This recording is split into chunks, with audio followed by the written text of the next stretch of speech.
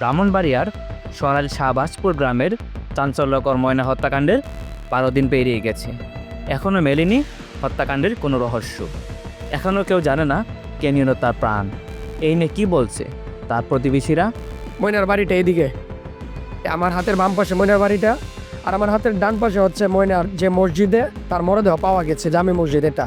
আর এটা হচ্ছে ময়নার বাড়ির পাশের একটা দোকান, যে দোকান থেকে ময়না সব সময় কেনাকাটা করতো, মজা টজা বা বিভিন্ন কিছু নিত।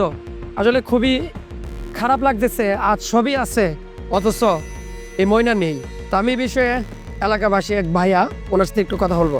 ভাই আসসালামু আলাইকুম, ভালো আছেন ভাই? জি ভাই, ভালো আছে। ভাই আসলে ময়না যে নেই, বা ময়নাকে আপনি যখন দেখছেন, আপনি তো এলাকার, জি, মানে কেমন ছিল মেয়েটা? আসলে হাসি খুশি খেলাধুলা কেমন ছিল, মানে একটু বলতেন। অনেক ভালোই আসছিল আর কি, খেলাধুলা করতো, সবসময় দেখতাম এদিকে চলাফেরা করতো, প্রায় সময় দোকান থেকেও মানে কিনতো, মানে অনেক ভালো আসছিল।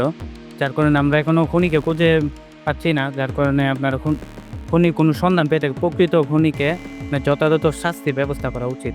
কারণ এলাকার মাধ্যমে এরকম ঘটনা না আগে কখনো ঘটেনি, মানে আমাদের জন্মে তো দেখিনি, আমাদের বাপদাদার জন্ম এরকম ঘটনা মানে কেউ দেখিনি আর কি আজ অব্দি। মানে আমরা চাই প্রকৃত খুনিকে খুঁজিয়ে বের করে তাদের উপযুক্ত শাস্তির ব্যবস্থা করা হোক।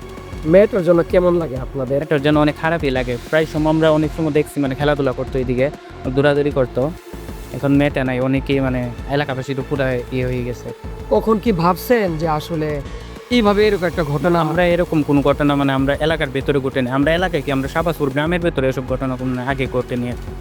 মানে খুবই ভয়ানক আর দুঃখজনক একটা ঘটনা। আচ্ছা, ময়না তো সবসময় ভাই, যেহেতু মসজিদ এবং বাড়ি পাশাপাশি দোকান, এই দোকানটাতে মনে হয় সদাই টদাই কেনাকাটা করতো না? মানে আপনি কি দেখছেন সবসময় দিকে আসলে? আসতেও দেখছি প্রায় সময়, স্কুলে তো মাদ্রাসা প্লাস স্কুলে পড়াশোনা করতো, তো যাওয়ার সময় দেখতাম দোকান থেকে মানে মজা কিন্তু। দর্শক দেখেন, এই দোকানটা, এই দোকানের মধ্যে ময়না মজা কিন্তু নিয়ে যাইতো আইসা। আজকে সবই আছে অথচ ময়না নাই, ভাবতে কতটুকু খারাপ লাগে আসলে সেটা বলে বোঝাতে পারবো না। শরীরটা শিহরে উঠে। মাত্র 9 বছর বয়স একটা মেয়ে, এই 9 বছর বয়সে মেয়েটাকে পরপারি জমাতে হয়েছে, এই ধরনের একটা ন্যাক্কারজনক ঘটনা হয়ে তো আমরা আসলে খুবই শোকাহত এই মেয়েটার জন্য। ভাই যদি এলাকাবাসী হিসেবে কিছু একটু।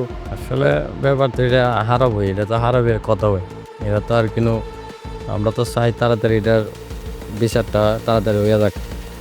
কারণ অনেক দিন হইতেছে মানুষের তো কোনো বিচারের কোনো পেতেছে না, পাওয়া যেতেছে না। এটা আমরা তত তাড়াতাড়ি চাই এটার বিচারটা হোক, এটাই আমরা আশা। ধন্যবাদ। তো দর্শক, এই হচ্ছে অনেকে আমাকে প্রবাস থেকে কল দিয়ে বলেছেন যে ভাই ময়নার বাড়ির পরিবেশটা দেখানোর জন্য। তো আজকে এই যে ময়না যে দোকান থেকে সব সময় সদাই নিত, সেই দোকানে আমরা আসছি। তো এই দোকানটাতে আমরা দেখাইতেছি আর কি। হ্যাঁ, 5 টাকা 10 টাকা মা বাবা থেকে নিয়ে আসতো, বাবা তো বাইরে ছিল, মা থেকে 5 টাকা 10 টাকা দেয় নেই, অনেক সময় চিপস চকলেট এগুলোই তো নিত। হ্যাঁ, চিন্তা করেন, এই যে দোকান, এই বাড়ি, এই মসজিদ, এই পিছনে কবর, এই মাদ্রাসা, মানে সবটা একটা বেষ্টনীর ভিতরেই। আর সবটা একটা বেষ্টনীর ভিতরে, বেশি দূরে না কিন্তু, একটু সময়ের ভিতরে সে হাঁটা চলা, এর ভিতরেই কিন্তু তার সবকিছু।